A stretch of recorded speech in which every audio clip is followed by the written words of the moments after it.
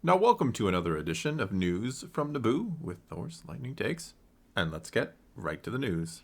Okay, got a new interview with Dave Filoni from The Wrap. We got him teasing how maybe the Mandalorian spin-offs could come together.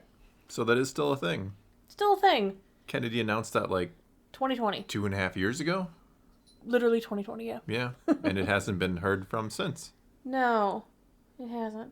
It's so funny how the Mandalorian started out with just two guys traveling the galaxy. Yeah, an older guy and a younger guy. Grogu being the older guy. But then with each episode this season, it definitely feels like the world is getting bigger and more dangerous, perhaps. Ooh, it is getting much bigger. But what The Wrap wanted to talk to Filoni about was, of course, the new season, his interest in taking animated characters into live action. He does have interest in this, yes. And whether or not Mando and spin-offs like Ahsoka will actually culminate in this big event that Kennedy teased in 2020. So, we're going to take these in order. Going into Season 3, they say, what were the key objectives for him? His response was, the story, by definition, is The Mandalorian and speaks to that part of the Star Wars saga that we're now telling specifically about Din Djarin and Grogu.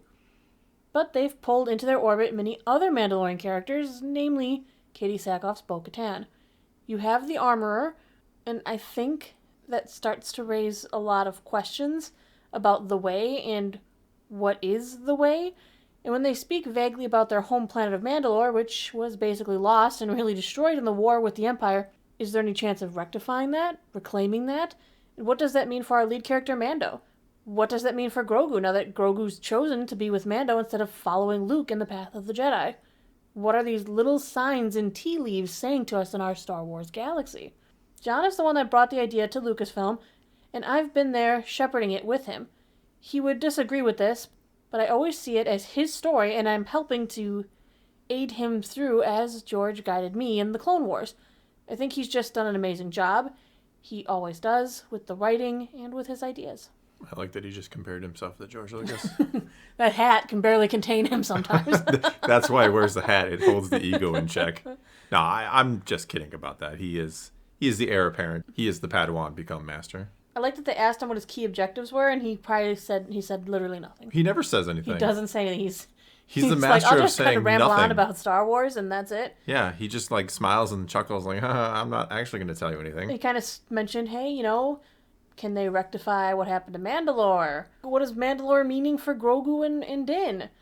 Okay, but that's not answering the question. That's just giving us more questions. It's like elaborating on what the question was, not answering it. Here are some more questions I won't answer for you. These are the questions you asked that I will not answer. Mm-hmm. Next, they asked him, how often are you thinking, how can you get your cartoon characters to live action? They said cartoon. They said cartoon characters. I'd smack them if I was Dave. He said, very rarely. Lies. That is a lie. Your whole purpose in life was to get Ahsoka into live action. I know people think it's the other way around, which is fascinating to me, but I think there's two ways to look at that, which is that, yes, they were animated characters, but to me, they were just characters. Animated characters, not cartoons. And now I'm over here working in live action. I'm comfortable with those characters. I know them, I like them, and I like to see them around. But Understatement? But it also changes when they're suddenly in a different medium. Katie's talked about it a little bit in the difference between performing bo-katan as a voice actor versus performing her physically and being present on sets as her. It's a different vibe. I'm always cautious. And John and I talk about who will we bring in. I try to do it when it makes the most sense. See, that sounds deliberate to say. I try to do it when it makes the most sense. When we needed a gunslinger... He just makes it always make sense. Yeah. When we needed a gunslinger to go up against some of our characters in Book of Boba Fett, Cad Bane's name came up. I think looking at that, the first thing I think is, well, how do we do that and make it believable? Like, the character, he's so lean and gaunt in the Clone Wars, and if we don't do that, is it all CG? How are we going to portray that? If we don't think we can do it that effectively, then we shouldn't do it. At the end of the day, I've been very happy with the ones that have gone over. There may or may not be more in Ahsoka, if that's your thing. If you're excited about that, I'm just saying that one might have a few more, which makes sense, by the way. As you know, I wrote it. You can't fault me there. Because you made it make sense. Well, we know the Ghost Crew. Absolutely. They are very probable. I mean, Sabine is confirmed. Ezra is confirmed. Yeah, they're both cast. Hera is Hera like, was in the confirmed, trailer that none of us got to see because we weren't at Celebration. Wink, Zeb, wink. yeah, Zeb might be off, No, Zeb. Well, there's a rumor that the actor who played Predator in the newer movie Prey, he was supposed to be supposedly playing Zeb.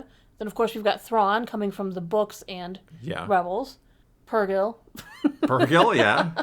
Making their big on-screen debut or live-action debut in Mando. Even Night Sisters. If they are... Here we go again. Morgan Elsbeth from Mando Season 2 is a Night Sister. Probably. Her whole world, all of her family, Yes. everyone was destroyed during the Clone Wars. Yeah, Not all of them. Marin's out there, too. Marin was left behind. She was left behind. Oh. But you know what I'm saying? He puts these characters and stuff in there.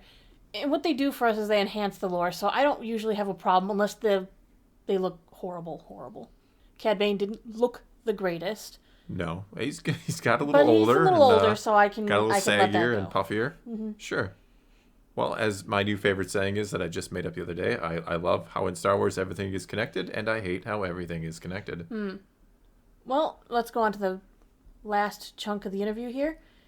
We know Kathleen Kennedy in 2020 said the series would culminate in a climactic story event. But Jon Favreau said the Mandalorian could go on forever. So what are they doing? Are they building towards a climactic story event, or has that been put aside? Dave says, well, from a certain point of view, it could.